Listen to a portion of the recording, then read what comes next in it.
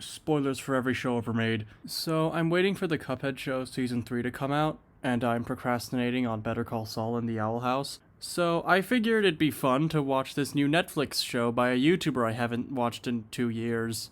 Truth be told, my interest in The Odd Ones Out pretty much vanished after the pandemic started, and when I got news that he was making a Netflix show, I thought it would be really shitty. But after the trailer dropped, it looked surprisingly fun.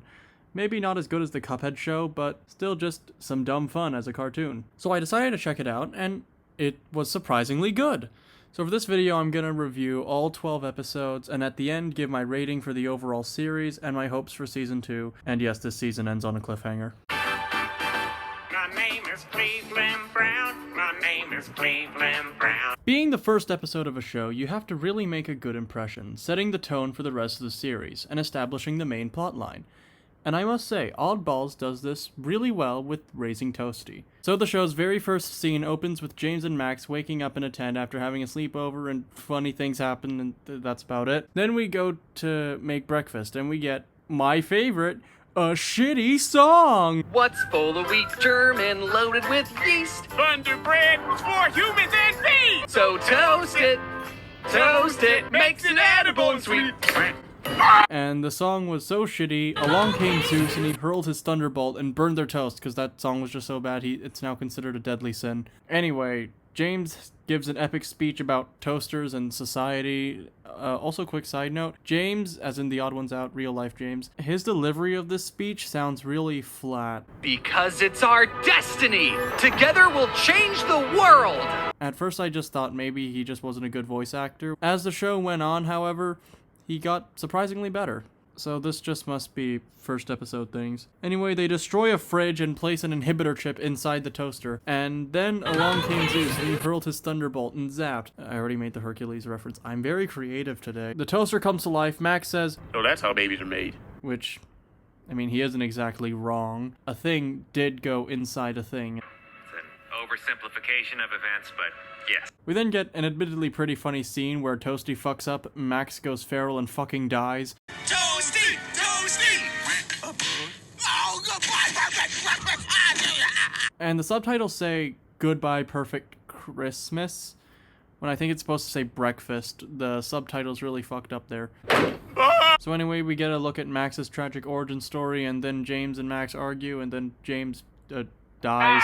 Next, we get a montage where they're doing some really funny things, like watching John Wick and committing mass genocide. So after the montage, we cut to the RV where Toasty is acting like a Twitter user and then goes off on a murder spree, so James and Max have to put him down. So we get a chase that's over in a few seconds before Toasty is cornered. However, Toasty has a lethal weapon, so an unarmed Max and James take cover, but then Max dies and it's really sad, and then they share their blame, communist. And then Toasty parkours out of there and James chases him down to the bread factory and stops Toasty from establishing his first glutinous empire. However, Toasty doesn't take too kindly to that, so he tries to murder James. But James sings that bread song again and it's really emotional and sad. I'm crying. In fact, it's so sad that it fucking murders Toasty. Or maybe it was the rain. I don't know. I want to get this review done. I have 11 more to go.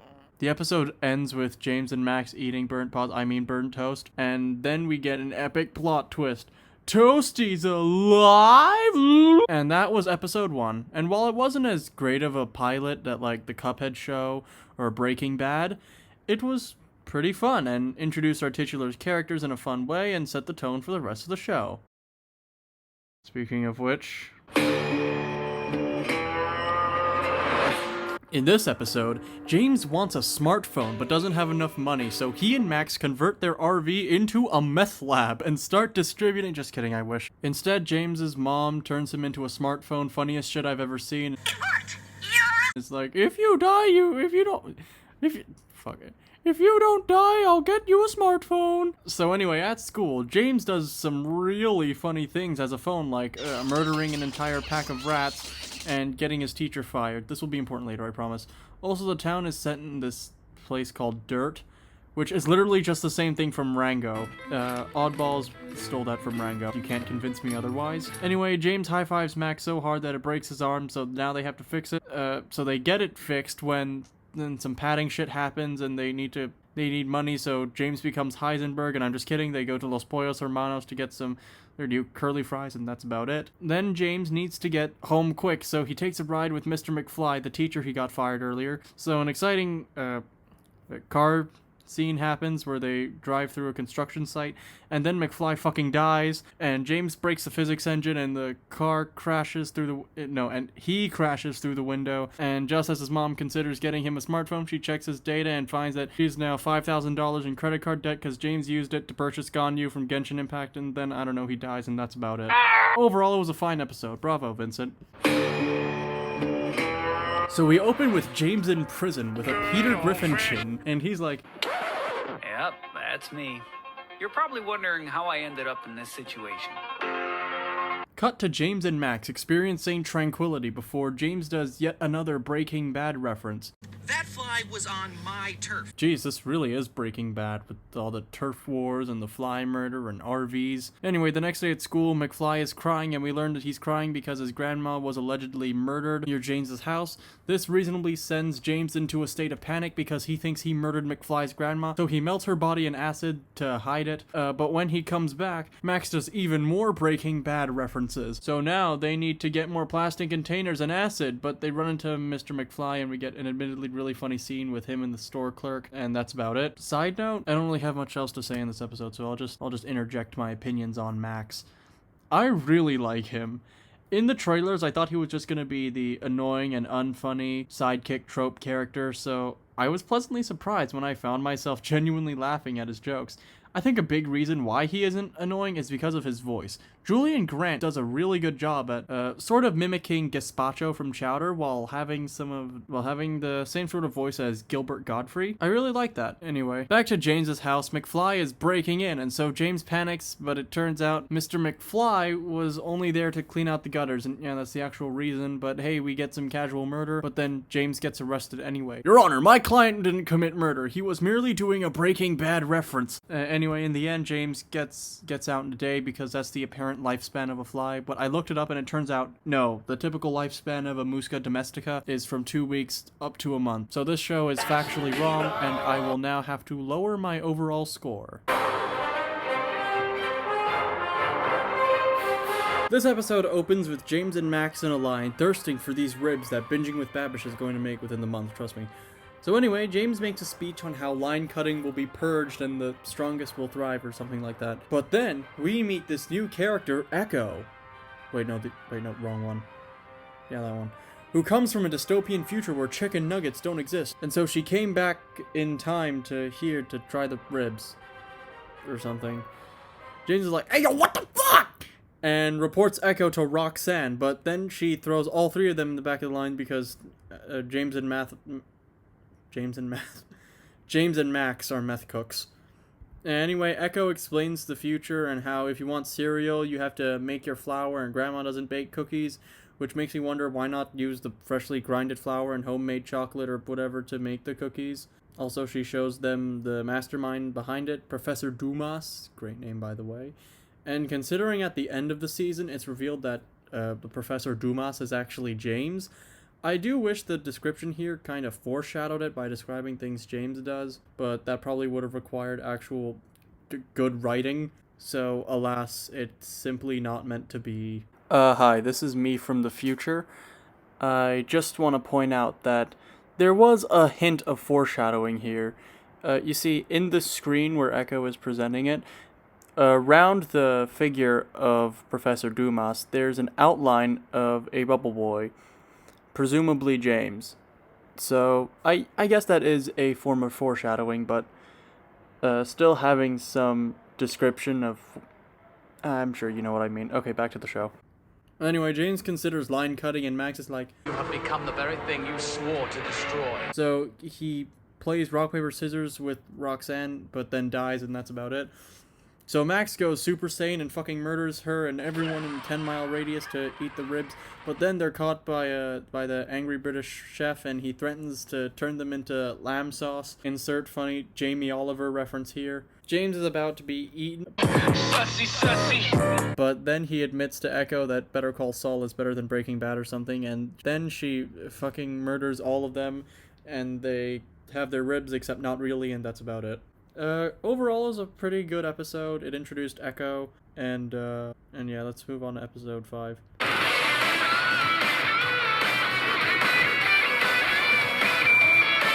We open with Uwu James doing a speech on how worthless trophies are, and how we live in a society, and that's about it. We live in a society! Meanwhile, McFly put a D in Stewart's report card, so Stewart is gonna put a D in McFly's ass, but James accidentally shoots a trophy from the cabinet and fucking murders McFly, and I'm just kidding, he's alive, and gives James a nicest person award. This is the same guy who indirectly causes an appliance uprising. Also, we get more Uwu James. Cut to an ice cream parlor, and I'd like to give credit where credit is due. The sets for this location are extremely creative.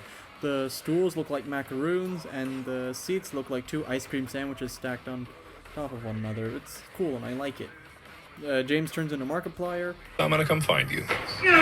It was at this moment where I was looking to see which episode I was on, and how many more I have left, but I accidentally pressed the audio and subtitles option, and saw that it was dubbed in Japanese. And so, you know, I kind of got a little curious. スチュワートが先生をいじめてるのを見たとき、僕はスチュワートを狙いトロフィーを投げつけて人気者の先生を救った。まさにパーフェクトな良き人なんだよ。ああ、トロフィーのカップで飲むシェイクは抜群だ。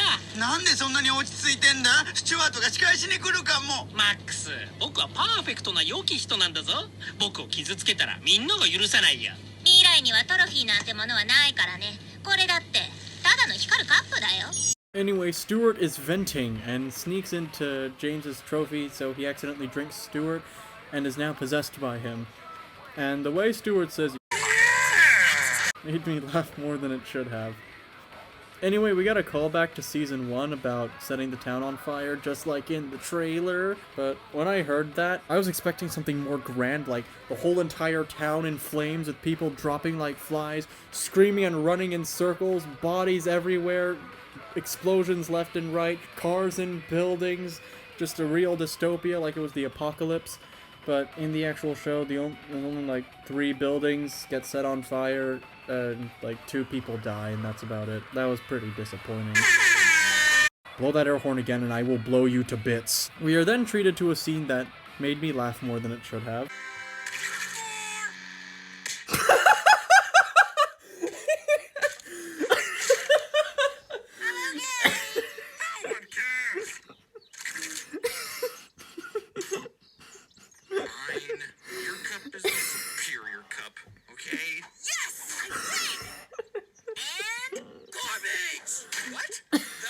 I think I spat a bit on my phone. Also, I love the animation here with Stewart's liquid bubbling up James's eyes. It looks really sick. Anyway, Max and Echo decide to perform a satanic ritual on James to free him from Stewart, but it fails. Echo's outline doubles for some reason, and that's about it. I don't like where this is going. Okay, Max. Step 1 is to drive Stewart nuts. A reading from a sacred text. Five Nights at Freddy's 6. Connection terminated. I'm sorry to interrupt you, Elizabeth, if you still even remember that name. But I'm afraid you've been misinformed. You are not here to receive a gift, nor have you been called here by the individual you assume, although you have indeed been called. So Stewart goes off to fuck McFly, I guess, but then he sees a trophy, and we get an emotional scene that's really sad, and it turns out Stewart only wanted a trophy and recognition, and then he cries. It's really emotional, and that's about it. Sussy, sussy. So we open with Max and James in a locker room, and James rubs some deodorant on his face, which causes his eyes to start leaking sweat, which makes it look like he's crying. This is the main crux of the episode. We then cut to class where Stewart is trying to bully James, but then he goes on about the nature of conflict, which gives Stewart a sentimental crisis, and he leaves in an admittedly pretty funny scene. Stop looking at me, I'm leaving. Oh, this is it. This is what a walk of shame feels like. I've had a good chuckle over that one. I'm coming. However, McFly smells and enlists James into the military. I'm just kidding. Into a competitive feelings club, so he uses the deodorant to cheat, and that's about it. Also, McFly traumatizes everyone. Destroy him. Purify him. Boil all him in his own second-place tier. So cut to the next day at the big tournament where we meet the school's rival, Miyuki Shirogane. Also, you gotta love how they reuse the character models for all three of the students here. Also, this guy's real name is Smooth Jason, and I just call him Miyuki because he reminds me of him. They are in no way alike, but they look kind of similar, so. And there's a surprisingly loud cheer from a pretty empty room. Sorry, I was just thinking of a puppy seeing its first son. Anyway, we start the tournament, and it quickly turns into what feels like a scene from Love is War. Like, look at this shit. Sure, we could ask ourselves what honesty is and sip philosophical tea from our little cups. Or we can get real and admit that it's okay to not be totally honest in sports when honesty won't help the team win. If teammates gave their honest opinion about each other all the time. You hit like a bag of marshmallows. You wanna go? Come at me, bro! Dishonesty is better than honesty, if you win.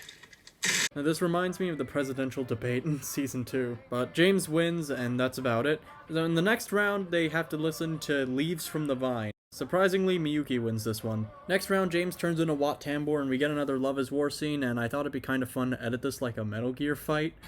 So that's what I did. Ladies and gentlemen, allow me to introduce to you all my inner Maxor.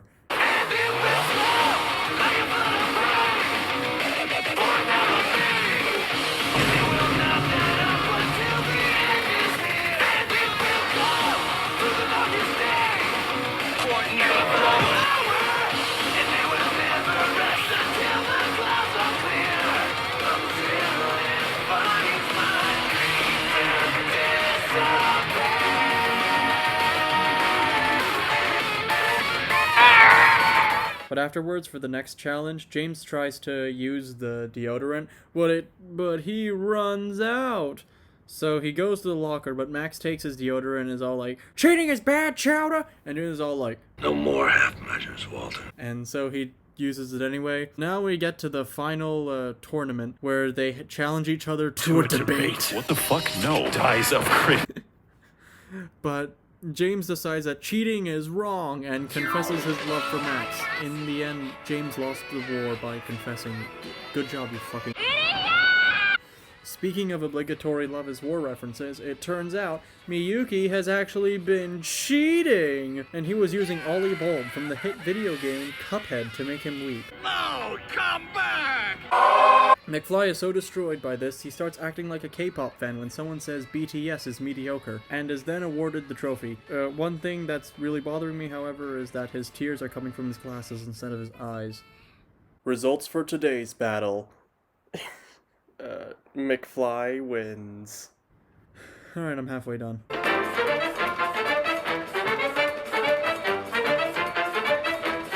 In this episode, James and Max make a deal with Hector Salamanca, so now they have to deliver 2 pounds of meth per week, so they go to the RV to cook, but find out that Echo has ruined their formula and tried to cook meth herself, so now they have to dispose of her. James walks up and is like,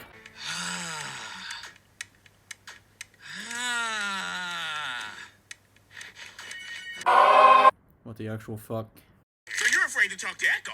Considering what we know about James as a character and how direct he is, singling out Echo makes me think that James might be in love with her, but I'm sorry, there's only one good self-insert love story, and that's James Bond. Yes, James Bond is a self-insert, you cannot convince me otherwise. Anyway, James turns the RV into Fort Knox, but it backfires because now Echo is crashing at James's place.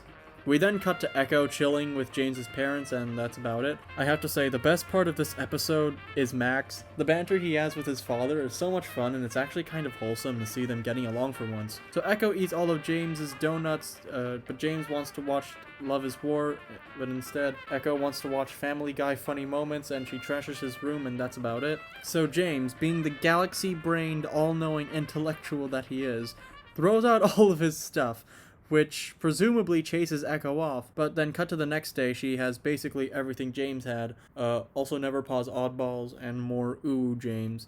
But this is when James finally goes off the deep end and has now gone insane, but is then eventually pinned to Sagu, and then he finally confesses his feelings and tells Echo she's a deplorable slob that deserves to be put down like Victor.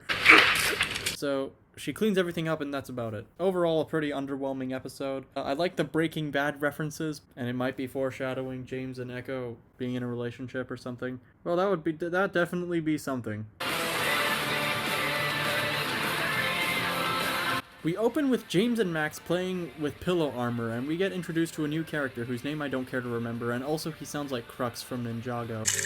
Ah, very nice. Ah, sounds like you've been having too much fun. There is a legend. Twin brothers called the Hands of Time. Oh, this handsome-looking fellow? The legend says his name is Crux. I can't be the only one who hears that, right? So cut to James and friends in his room as they talk about why Crux sucks, but realize that pillow fighting is the messiah and they start a cult. The next day, Stuart and the unicorn whose name I don't know, edit, I just watched the Netflix after school YouTube video on Meet this character, her name's Maz. The next day, Stuart and Maz are wondering why James and Max are so calm. And they're like, meet us at the RV, we're gonna cook. So they go to the meth lab where they pillow fight, and James tells them that if they tell anyone about the lab, they will send out the two best hitmen west of the Mississippi to hunt them. But the next day there's a full-on arena, and Echo gathered a bunch of people there to scam them out of their money. Anyone looking for work should consider the Fighters Guild. I hear they're always looking for new recruits. Why did you ran over a child? James kills some dudes, and they abandon their drug empire in favor of their Fighters Guild. But Max's parents thinks he's sus, so they give him to the Time Twins, and that's about it. James assembles a team to free Max. They head out to storm Area 51 and kill 5,000 people before find Max's brain in a Metal Gear Rising brain tank, and also their parents. But James gives a speech on how the weak must be purged and the strong. Then they free Max, and then Sensei Wu kills the Time Twins, and that's about it. Sussy, sussy.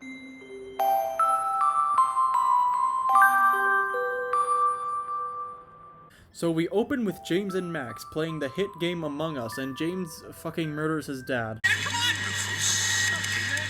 This is important later, I promise.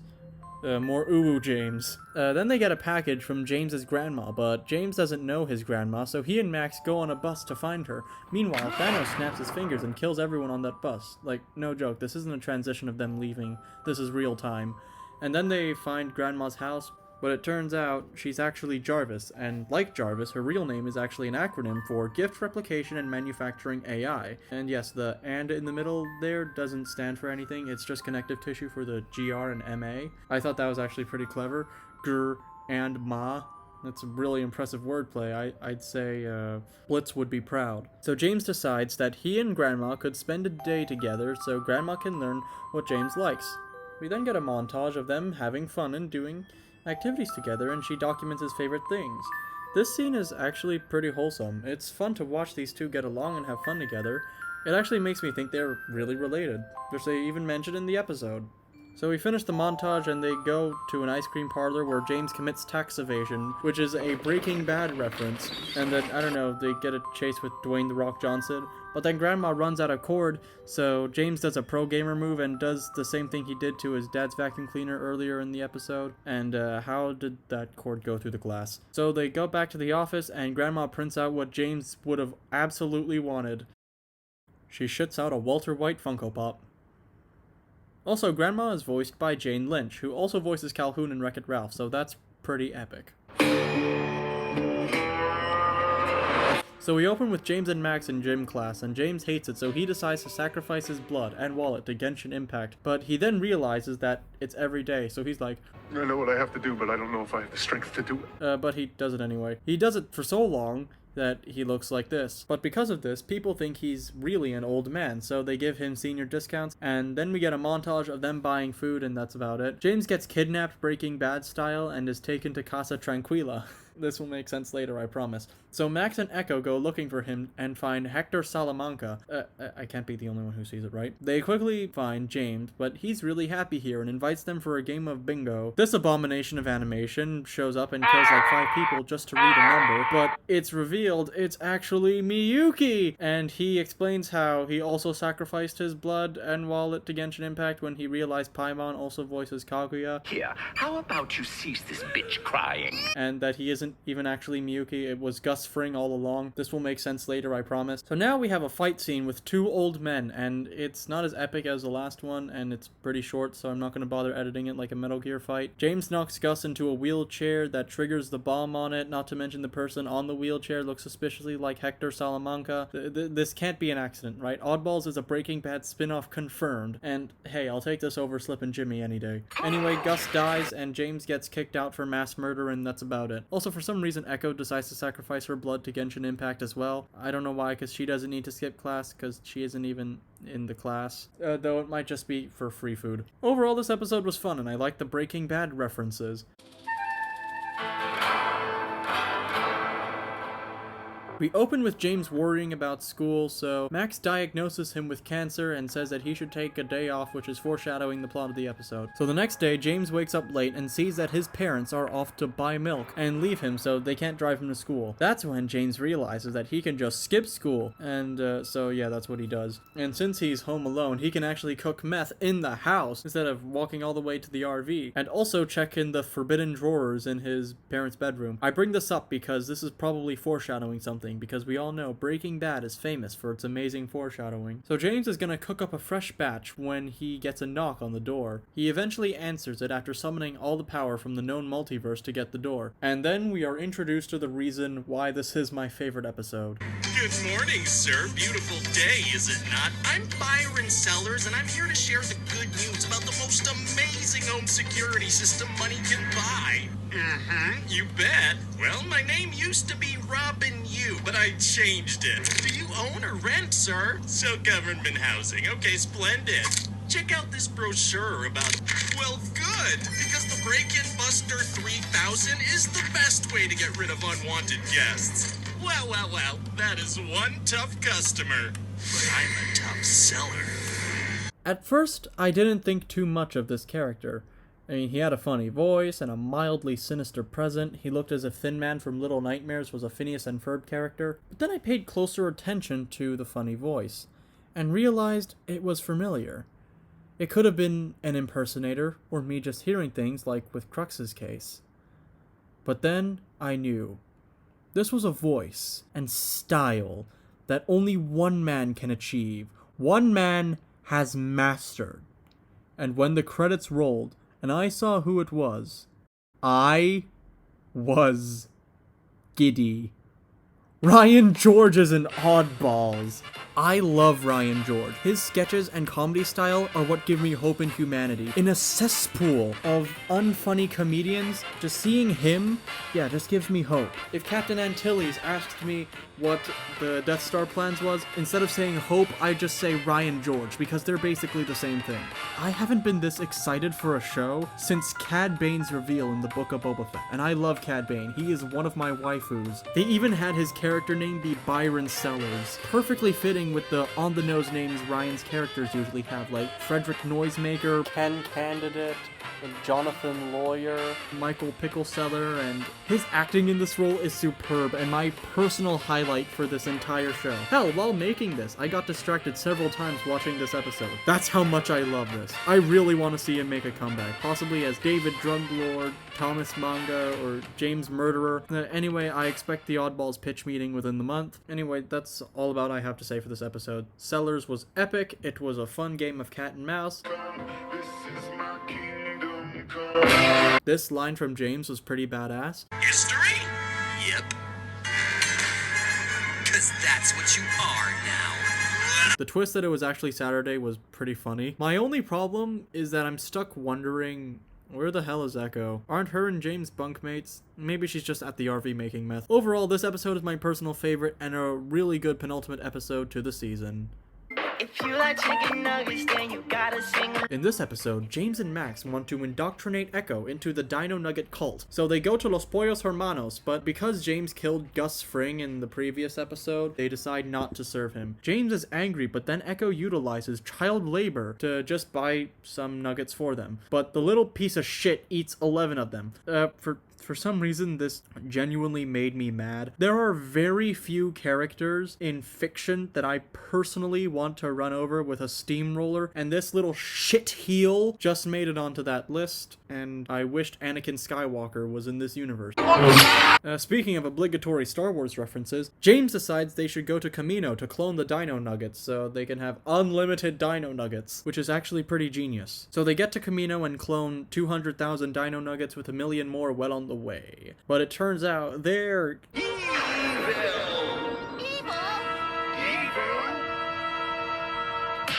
and so they attempt to execute Order 66 on them, and that's about it. James and friends get chased by the Dino Nuggets and go back to Los Pollos Hermanos and hide there. For some reason, I honestly don't know why they even hid there in the first place. Why not go to local law enforcement or call the military instead of hiding in a restaurant, cornering yourselves, making it easier to die, you fucking idiot? But whatever, I just want to get this review done with. The Dino Nuggets go into the restaurant, so James and Joe Biden try to sneak out, Metal Gear Solid style. But then James and Joe argue about which Star Wars trilogy is better and alert the monsters like a Little Nightmares boss. But then James has a waking moment where he realizes the power of friendship or something and is like, "No, this is my Oddballs," and proceeds to shoot his Oddballs out of a cannon and into space, calculating the precise geometric angle where to hit the restaurant to fucking kill everyone. Just kidding, they only blow up Los Pollos Hermanos, leaving the Dino Nuggets in pieces. So James, Max, and Echo feast on the corpses of their enemies, and we get a callback to episode 1 and realize that Toasty is the one who ruins food everywhere, and that James